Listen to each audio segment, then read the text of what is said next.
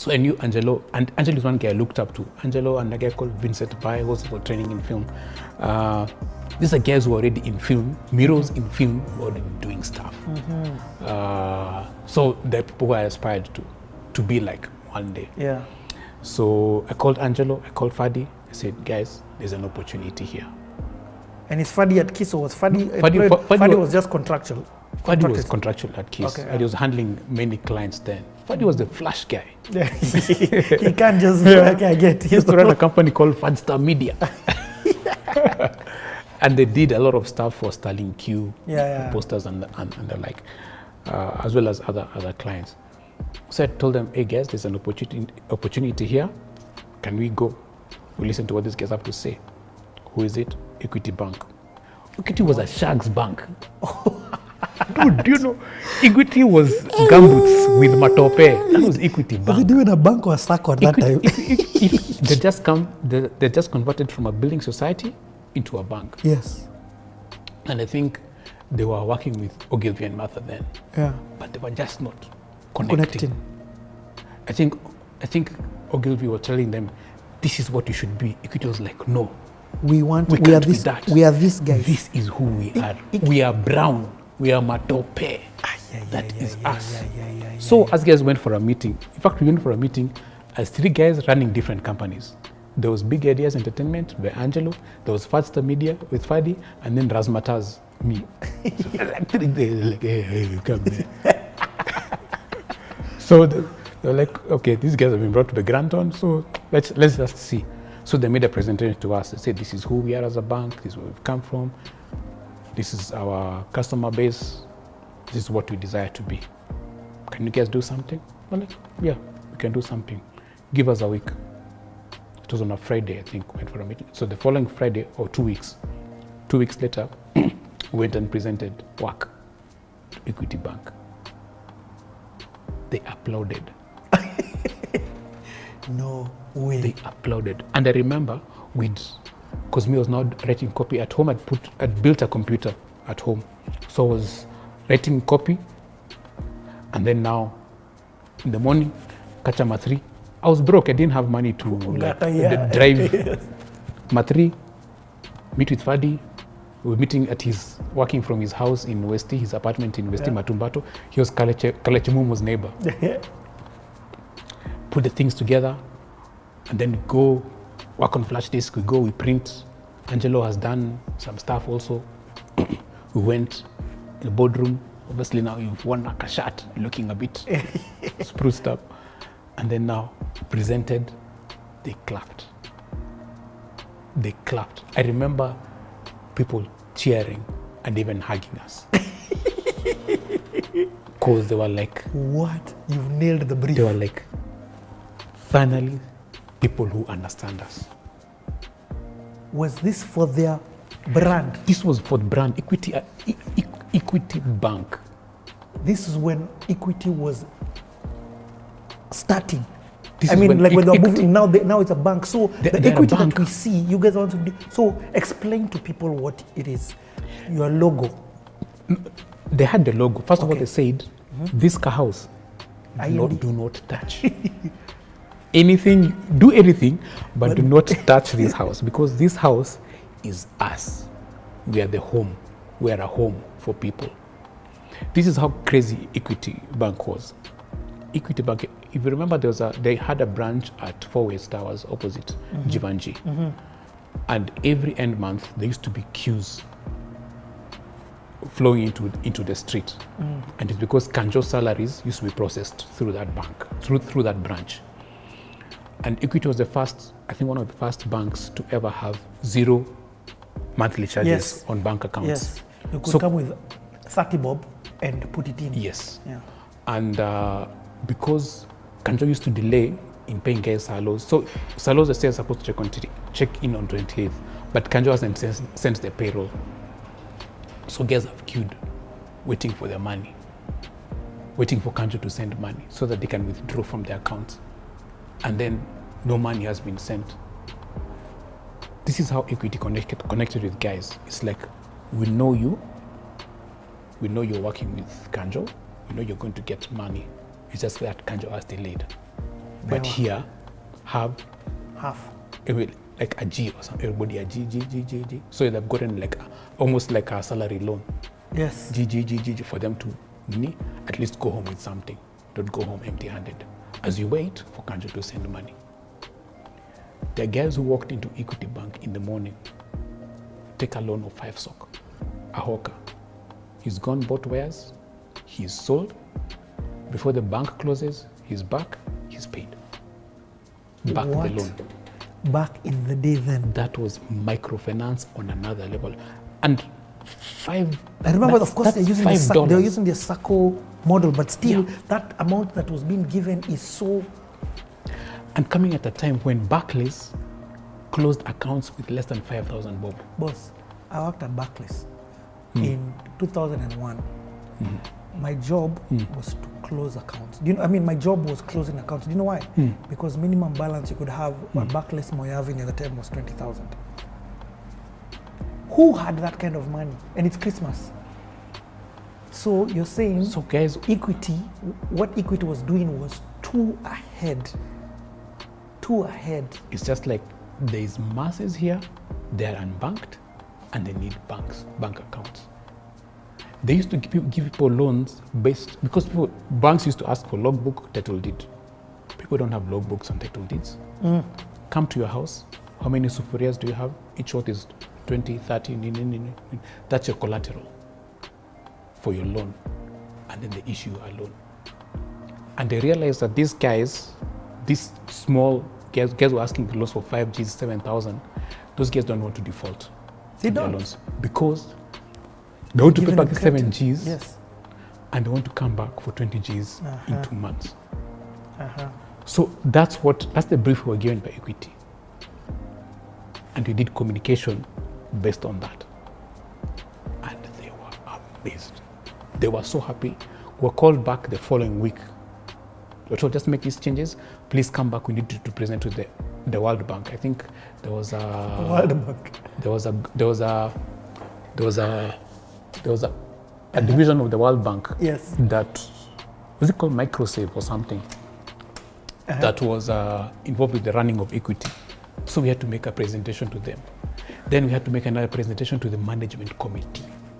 Because it presented to the marketing team and some guys in sales. And then now we had to present to almost like members of the board or something. There were some board members and then some other key managers within the bank. Present to them. They were like, these guys understand us. We were 3 guys working off 1 laptop, handling Equity Bank, the biggest bank in the region. Is that God or is that God? That's how 2006 closed for me. Wow, we're coming back in 2 minutes. When we come back, let's enter 2007 and the rest. That's insane. Okay. So, 3 random guys wearing jeans most of the time, working off 1 laptop, and we were handling Equity Bank, the biggest bank in the region. We didn't even have an office. So now, finally, Equity says, yes, we're going to work with you. This is how much we agreed on a monthly retainer. I think it was 1M a month. Like, this is what... 3 guys. Yes. But here's the thing. This is where now Father's wisdom came in. He said, we can't just use all this money, just like that. We need to now start investing in the company. Otherwise, I would have just choose Costo. Insert photo. Insert photo. So we decided to first, we need machines. We can't just be working off 1 laptop. Yeah. It's almost like I get time, put in the copy for the poster, then I move aside. Funny does the design, moves things around. Wow. And then now we have to wait for the machine to render stuff. Yeah. And then now send to client. At least there was this was, I remember we had to deliver CDs. Email had limits. Yes, yeah. yes. Email and there was no Dropbox. Yeah. There was no Google Drive. Yeah, so you had to send files on. You've written a CD or a DVD. You've gone to client's office. Then the work goes to the printer. So we bought machines, we bought computers. We bought computers before we got an office. I remember we walked into Elite. Elite? Yeah, we walked into Elite. The Apple. We have come. And so we bought a G5, we bought an iMac, we bought a MacBook Pro 17-inch. How much? We haggled on the price. Wrote a check. That girl of Elite looked at the check and said, come back in 3 days after it clears. We'll wait for it to clear, then you'll place your order for your machines. Because they were like, who are these guys? This is like, these are check amounts that, because it was like something like 900 G's or something. Yeah. This is stuff that only like the big agencies could actually, machines the big agencies were only buying. Like, who exactly are you? So now we bought the machines, we got the machines. Later on, we secured a space in Forest Court, which is where now ARC started off as its first office. So is this now when the three of you decided to become ARC, or is it the two of you? Now tell us, is this where ARC now was born? ARC was now born. ARC was born by the equity account. Yes, the equity account. So now the equity account was forced us now to become one. And so we could no longer operate as three different people. Yes. First of all, ARC is a space that we're shooting in today. Yes. Right now. Yes. A beautiful space in Wastelands. Yes. Just to let you know that the story is going somewhere up. Yeah. So we and explain to people ARC, the name ARC. ARK, or is it? ARC, nowadays it's just a name. Yeah. It's just back then it was me, Alex, Rostom, no, Angelo was a guy, Angelo, Rostom, Fadi Rostom, and Kirubi, or me, Mwangi Kirubi. So that's how it was. But it wasn't, it just like, oh, ARC, oh, that sounds bad. I mean, that sounds good. Like, okay, so let's call ourselves ARC. Never that deep. Let's go on. Let's get that paycheck. Sounds good. Yeah. We need to open an account. You guys are so chatty. Like, you guys we need to open an account. I don't care what we are called. Let's get that money. You get that money. Yeah, so propelled by equity, I mean, like by the time you have equity on your portfolio, obviously other clients will take note, want to work with you. So we did some great work. And now at this time you are a copywriter. Yes. So this forced you to go back. I went back to what I left. Yes. Boss, I thought you were going to vibe about photography. I needed to pay the bills, man. I'm loyal to my stomach. Heart aside, stomach first.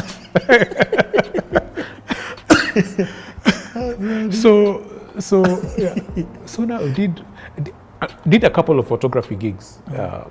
Actually, not big, more like on the weekends. Like we did rally. We used to go for rallies with Fadi, camping, different kind of activities. Because Fadi was also interested in photography. Insert some of those activities in. Yes, insert some of those activities here. And Fadi was the first guy, by the way, I saw with a 350D. He just came and dropped it on my desk at Kiss. I was like, dude, who are you? Where have you come from? So again, now I was like, hey, so this 350D is actually acquirable. So that's when I was like, you and me, I must get it. Because Fadi is actually a great photographer. Yeah. Don't look at that ponytail, think there's... No, there's some magic behind that. And the Kihara. Yeah, he's an amazing photographer. So we did many... So like now some big companies must have come because of... So, like, we got a call from a company called 190 Online. Yeah. They're like, hey... First of all, 190 Online was the only internet access. It was Africa Online and 190 Online. So 190 got bought by some investors, and now they're doing a home offering, home internet and TV offering. Triple play. Yes. Which was now telephone, TV and internet yes. all in one package. So they came to us, they said, we have this product that we are starting. It's called Wildlife. What kind of name is that? It's like Wildlife. It's like someone wants to commit suicide. Like what kind of... Wildlife.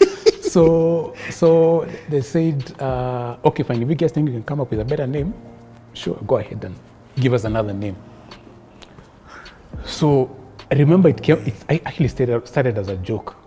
I told them, we can call this thing anything we want. You can call it Kuku or you can call it Zuku.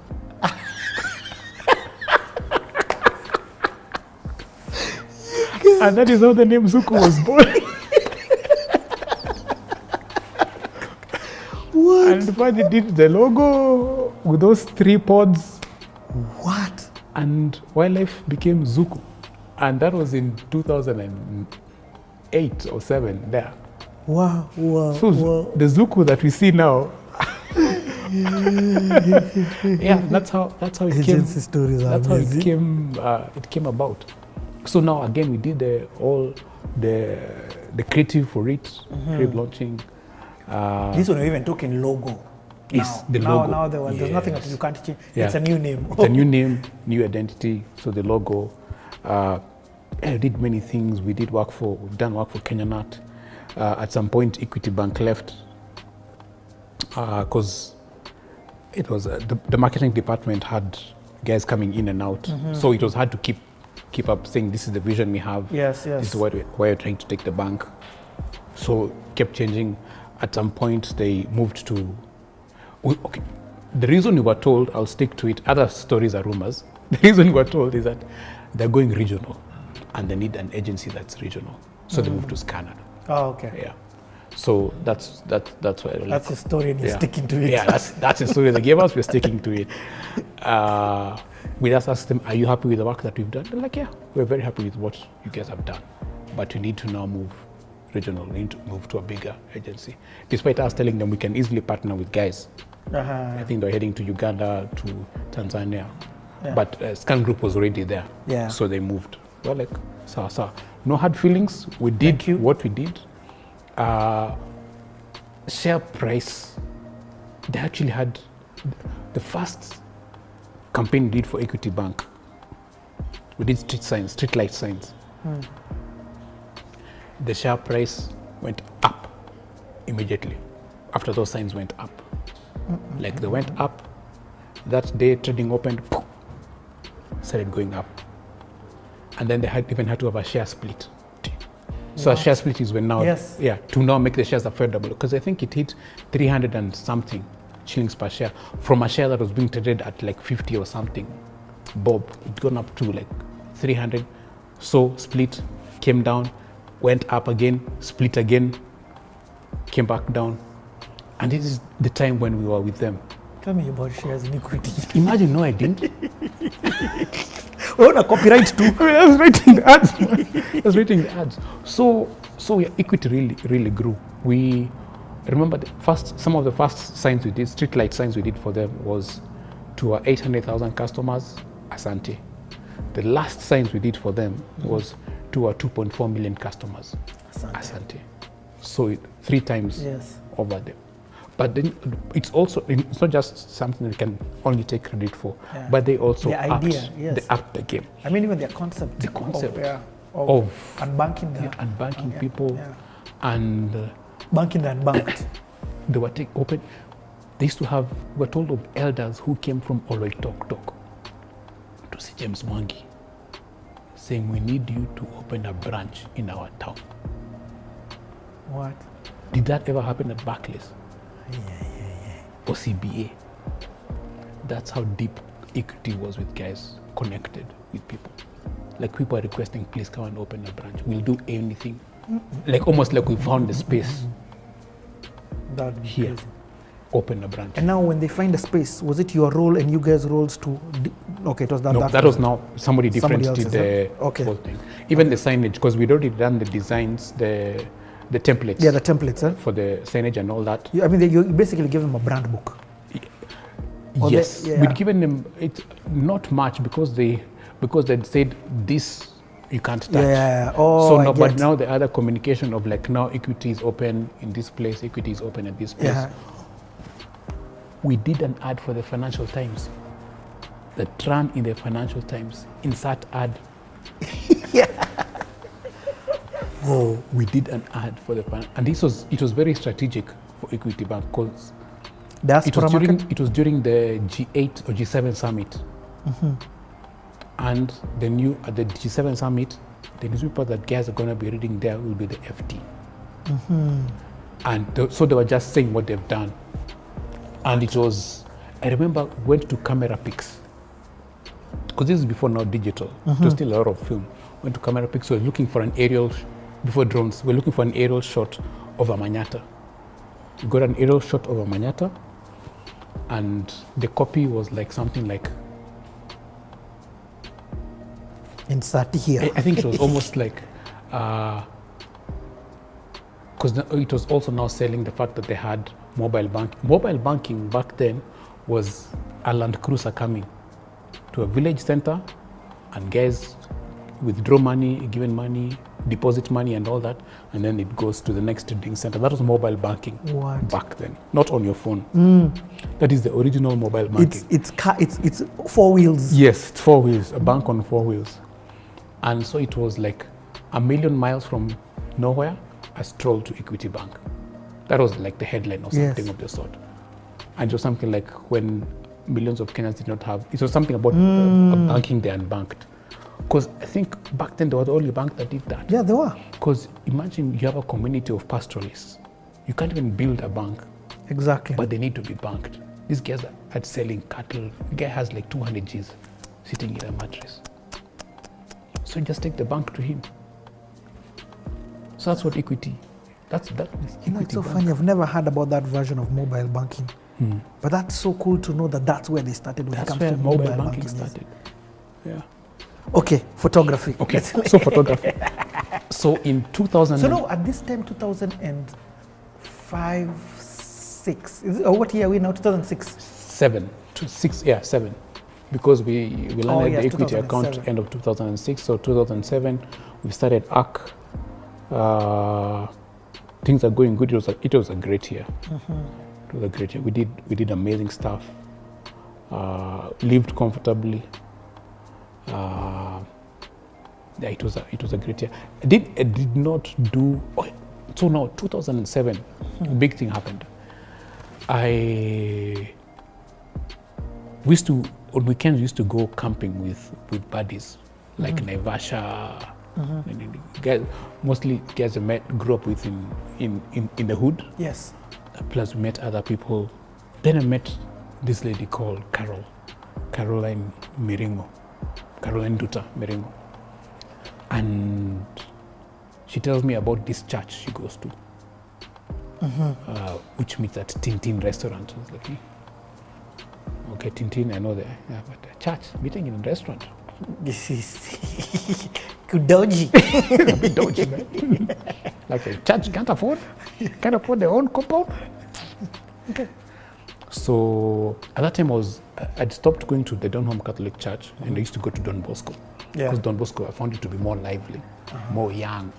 I was like, this is actually good. So how old are you by there at this time? I was 2007. I was 30. Okay. Too damn old.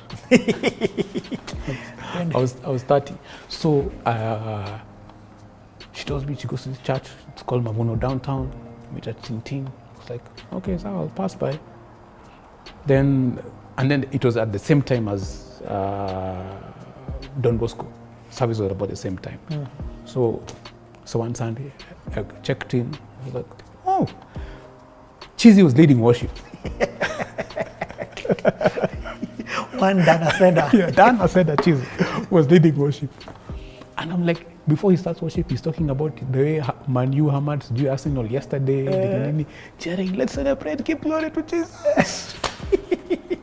I was like, which kind of guys are these? But I was like, this is so real. Yeah. It's life. Yeah. Then, so from then on, I used to go to Don Bosco one Sunday. Following Sunday, I was doing like church tennis.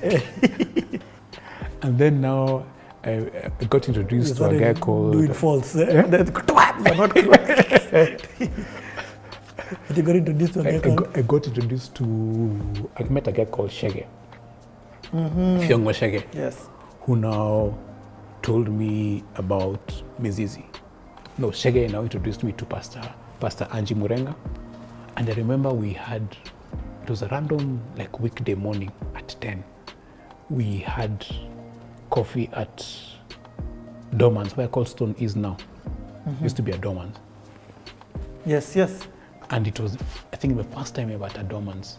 I'd never been to Dorman's before. Had coffee. Was you a millionaire? Just so. No, we used to eat at GNR. GNR was our place. I remember. Boss even took me to GNR. Yes, but then for the World Cup thing, that's coming up in the next episode. So, then Pastor Angie says, you need to do Mizizi. So I'm told you need to sign up for Mizizi. I'm like, what's Mizizi? Oh, it's 10 weeks, takes 10 weeks of time. It was like around July or something. So I signed up for Mizizi. We're doing Mizizi at All Saints Cathedral. And we're a class of about 10 or less people. No, 20 or so people. In that class we had Karina Hicks.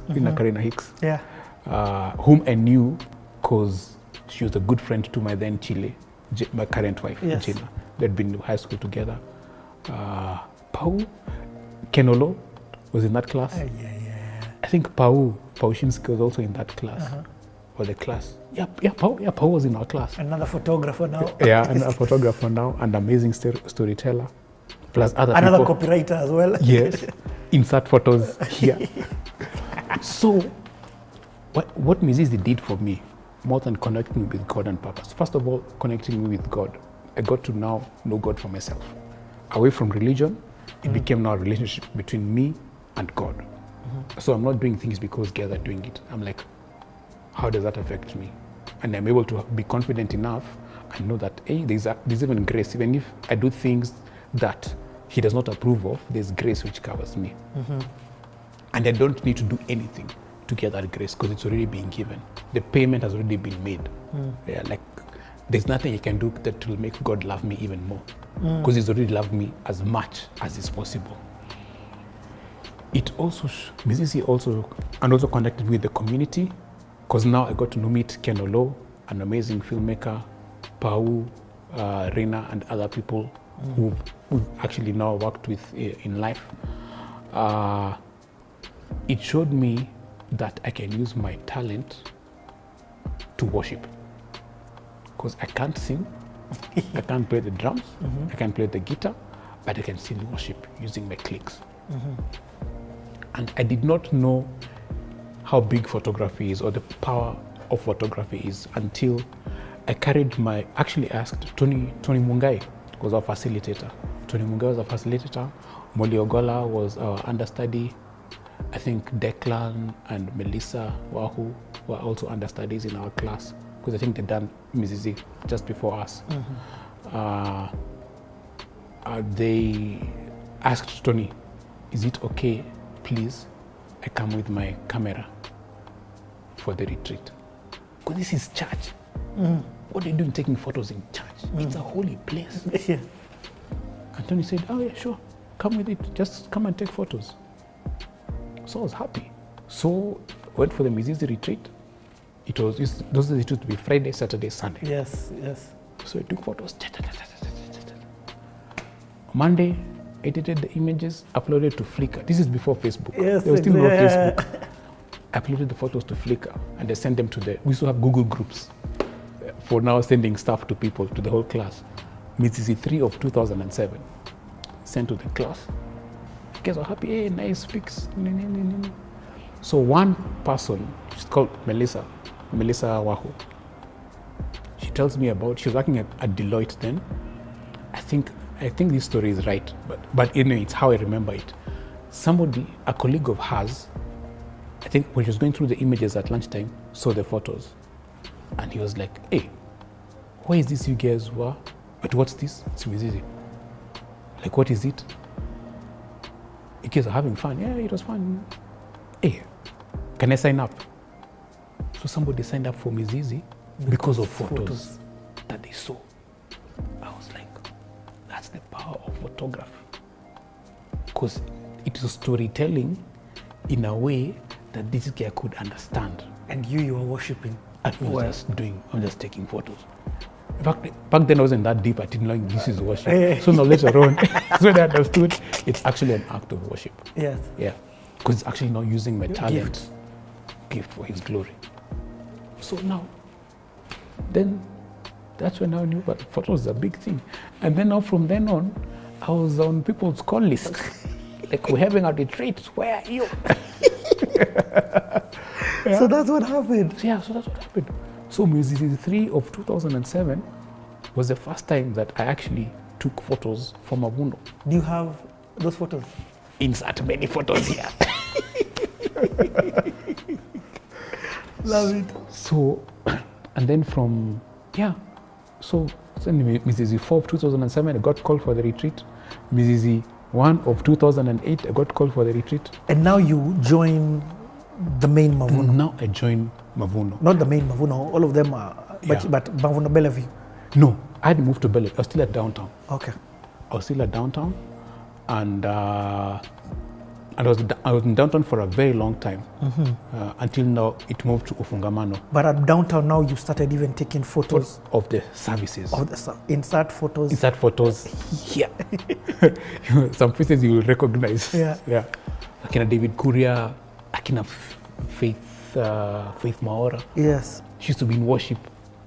Like, I was actually going through those images last week because now I was populating the MDT Flickr. Yes. Because there was a lot of images sitting on my hard drive which I hadn't uploaded. So I'm like going through these photos, going like, this person is this person, this person, this person. Yeah. So now church, Mavuno showed me that photography doesn't have to be only about wildlife or sports or news, but it can also be used for another thing. It can also be used to tell stories that will change perceptions and transform people's lives.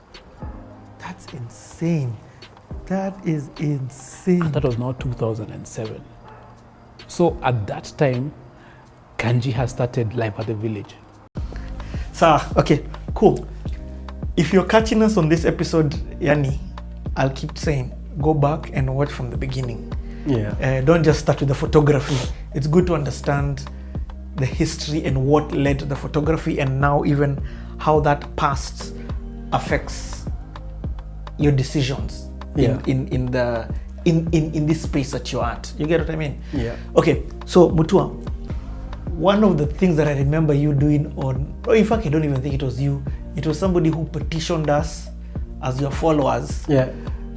There's a guy who had jacked one of your photos and to report the person on Instagram until their page was brought down. Yeah. So, yes, it's all nice and dandy when it's just a normal guy saying it's his photo.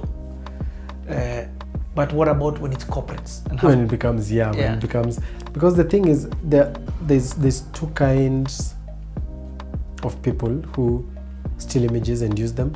There's the first kind who is annoying but not detrimental.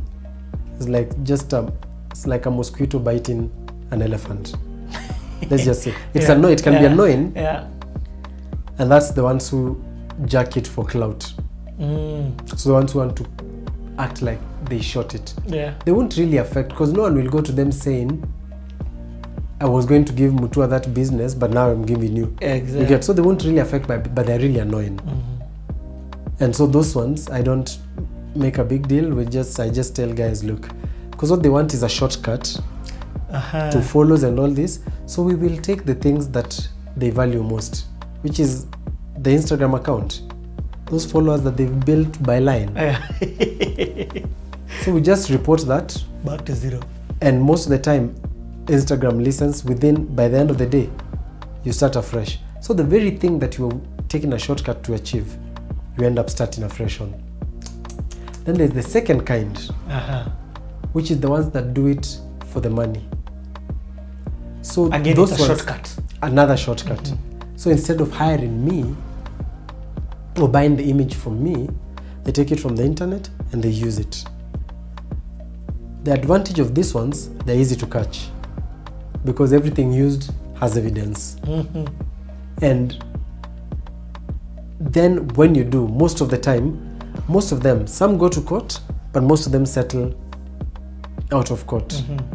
So it's annoying, but you know, it's like I find it's really here. It's become a problem of ignorance. It's not even no longer an expense issue. Because I know companies at some level at a company you can't you need ignorance. like people you can't use ignorance, but people need to know. But you know, there's also at the same time there's an arrogance that comes from some organizations, them assuming that it should be my pleasure, or I should be honored. Like you should be grateful. I should be grateful that they even chose to steal my picture. They could have stolen from anyone else. I like that. The word is stolen. Yeah. I could have been anywhere in the world, but I'm here with you. It's that. So these guys are like, we could have stolen from anyone. We chose you. You should be honored. Yeah. I'm like, it's still theft. Yeah.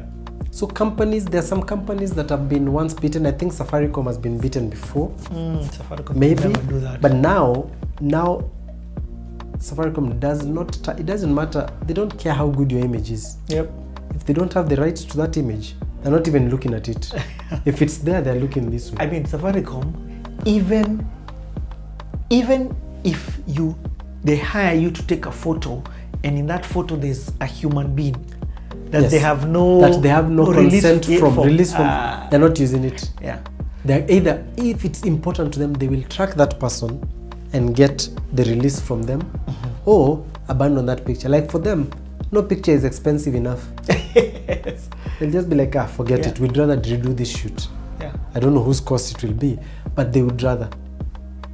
And you could say that, you know, they've made enough money that they can be serious about that. But I think if you steal 20 bob, you're still the same one who will steal 1 million. Yeah, that's true. So the size of the company doesn't matter.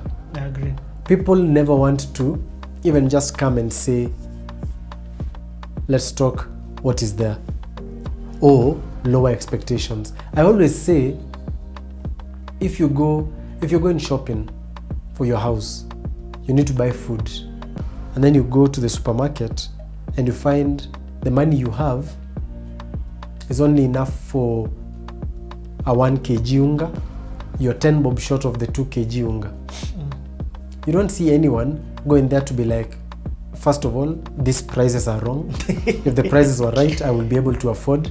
They adjust themselves. They just say, okay, for now, since I 10 bob, I'm going to buy this 1 kg. Then I'll come back in a bit for another 1 kg because I need 2 kgs for the week. They adjust themselves. Somehow, for creativity, they look like that's the place they can't adjust themselves. You adjust yourself. And so I have a big problem with this, not just in the stealing of pictures, because it's cumulatively a culture that chooses to put some things above others. Meaning, a company that's having a party might remember that they need a photographer a day to the party. They will not remember that they need alcohol a day to the party. They will start with the alcohol, they'll start with the location, they'll even change their venue. They'll be like, we need a venue that's mazé, that looks good in the pictures. Without even, they will say that. But they've not yet hired the photographer or even thought about him or her. Then a day two, they'll realize, wait, we need a photographer. Hey, you guy, do we even have budget? We have like 50k left. I'm sure we can find someone. The photographer they want says, me, I'm worth 200,000. And be like, what do you mean? Do you know how important it is for us to hire you for cheap? For useless, actually. Do you know how important it is to you that we take advantage of you? And then you're supposed to change your mind because they wasted all that money on other things. So the thing is, it's a culture of what is important. A friend of mine also told me about a wedding where the couple was just like, oh my, we have such a small budget, we're in problems, please help us. Charge lower. And he charged lower. On going to the wedding, he finds the wedding has an open bar. He was so annoyed because, and it's not saying that weddings should not have open bars. Yeah, no, I get. But if your priority is to make sure your guests are drunk. And then, but not in your pictures that are yours. The pictures are yours. But you're more worried about the guests who are going home. And by the end of that night, either they'll tapika your expensive alcohol or they will be sober the next day. Like it doesn't matter how much you make them drink, the next day they are going to be sober. While they are sober again and they've forgotten your alcohol, you're looking at bad pictures.